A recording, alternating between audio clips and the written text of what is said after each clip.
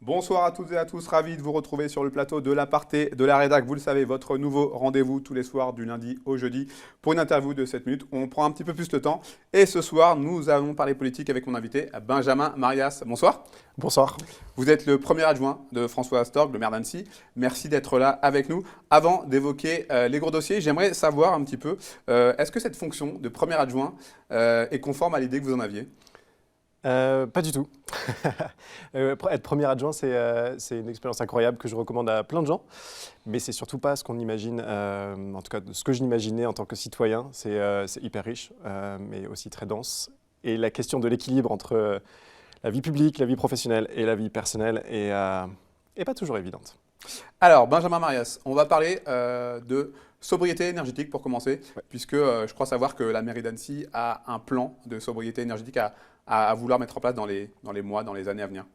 Tout à fait. En fait, plan de sobriété premier du nom, mais aussi en sa première version, parce que c'est une version évolutive qu'on a voulu lancer là par la question basiquement de la saison de chauffe qui va commencer. Donc il nous fallait définir des règles, notamment de température des bâtiments, mais ça c'est un aspect.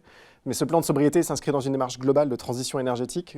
C'est une des délégations que le maire m'a confiées. C'est la transition énergétique qui s'articule sur 3 piliers. C'est la question des énergies renouvelables que nous devons développer, la question de l'efficacité énergétique et la question de la sobriété. La sobriété, c'est la modulation de notre... c'est la chose la plus facile qu'on peut accéder, en réduisant les températures, en réduisant notre consommation, en se déplaçant un peu moins. Le moins mais mieux, c'est ça en fait la sobriété. Le moins mais mieux, ça concerne notamment l'hôtel de ville. Moins mais mieux, l'hôtel de ville, je ne sais pas si en tout cas on est une grande impatience d'arriver à revenir dans cet hôtel de ville, que ce soit pour les agents ou pour nous.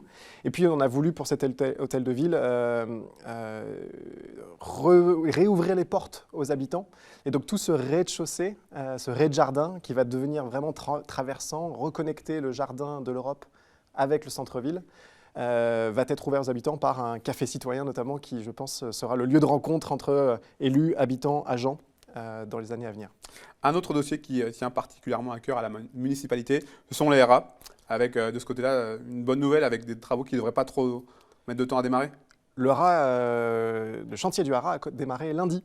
Donc c'est de la partie visible, parce que le chantier il a bien commencé depuis cet été avec les premières fouilles qui ont été réalisées, notamment les fouilles archéologiques qui ont permis de valider que le chantier pouvait partir.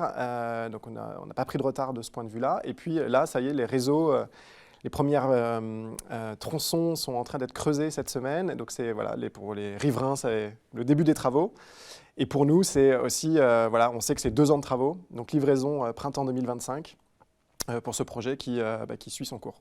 Ce projet des haras, ce sera quoi? Ce sera quelque chose qui représentera la ville, enfin en tout cas l'idée que vous avez envie de donner à cette municipalité, à cette ville? C'est cette ville plurielle, à la fois par la dimension économique, avec le festival d'animation, la dimension associative, avec des salles de réunion pour les associations annéciennes, mais aussi dimension gastronomique et on va dire, de mise en avant des produits locaux avec la halle gourmande et des résidences d'artistes. Donc on va connecter à travers ce lieu-là vraiment la cité de l'animation et de l'image, un lieu d'alimentation qui va devenir un haut lieu de la rencontre. Et puis c'est les associations, les habitants qui vont pouvoir se réapproprier ce jardin incroyable avec des séquoias bicentenaires et des plantations d'arbres. On va planter plus de 300 arbres dans ce jardin, donc ça va être aussi un lieu de fraîcheur pour les années à venir. Est-ce que ce haras, c'est aussi l'idée, la volonté de faire rentrer Annecy dans une nouvelle ère?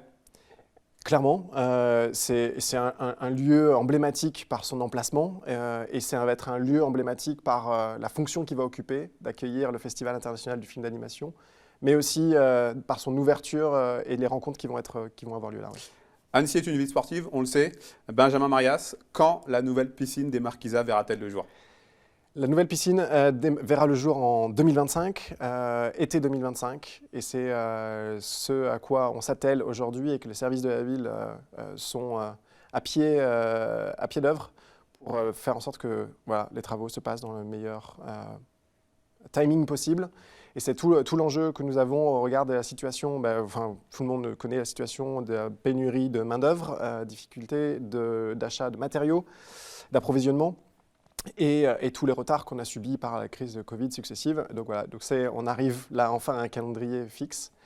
Mais il faut aussi accepter que les aléas de la vie, il y a 2 ans, on ne savait pas qu'on allait vivre une crise sanitaire aussi importante, une guerre aux portes de l'Europe.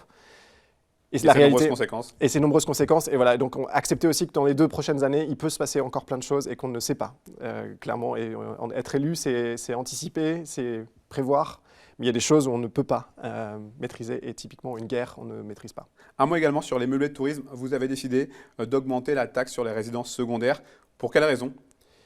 C'est un outil qui est à disposition des collectivités, qui est appliqué dans de nombreuses collectivités touristiques aujourd'hui. Cette majoration, on passe de 20% à 60% sur la taxe d'habitation sur résidence secondaire. C'est un outil qui permet de ralentir en quelque sorte l'utilisation de ces logements-là en destination résidence secondaire. Mais ce n'est pas l'outil principal. Il y a un outil principal qu'on va déployer dans les mois à venir avec le Grand Annecy. Ça a été annoncé aussi au conseil municipal lundi soir. C'est l'encadrement des meublés de tourisme qui aujourd'hui nécessitent d'être régulés, d'être encadrés. Parce que voilà, il y a une perte d'équilibre, notamment dans la vieille ville, où on a plus de meublés de tourisme que d'habitants. Et ça, ce n'est pas normal. Un dernier mot pour revenir sur la sobriété énergétique. Les grands projets pour cette deuxième partie de mandature, notamment les écoles, je crois. Oui, alors sur la sobriété énergétique ou l'efficacité énergétique, c'est, comme je disais, il y a le renouvelable, on développe les énergies renouvelables. L'efficacité énergétique, on continue à isoler et à rénover énergétiquement nos bâtiments. Quand on rénove une école, si je prends l'école du CEP par exemple à Mété, c'est 60% d'économie d'énergie sur une année. C'est énorme, 60% d'économie d'énergie. C'est la prochaine école là, qui va démarrer, c'est l'école des Pommeries, une des plus grosses écoles et une des plus grosses consommatrices en termes d'électricité aussi et de gaz. Et donc ces actions d'efficacité, c'est sur le moyen long terme. La sobriété, c'est la réduction des températures de chauffage, c'est la réduction de la luminosité dans certains endroits de la ville, un travail de concertation qui va se mener avec les conseils de quartier dans les mois et semaines à venir. Benjamin Marias, merci. C'est déjà fini, ça va vite. Merci en tout cas pour ce point complet, non exhaustif mais complet néanmoins. Merci d'avoir accepté notre invitation. Bonne continuation pour cette suite et cette fin de mandat. Merci à vous en tout cas pour votre fidélité à nos programmes sur 8 Mont Blanc. On se retrouve très rapidement sur nos antennes.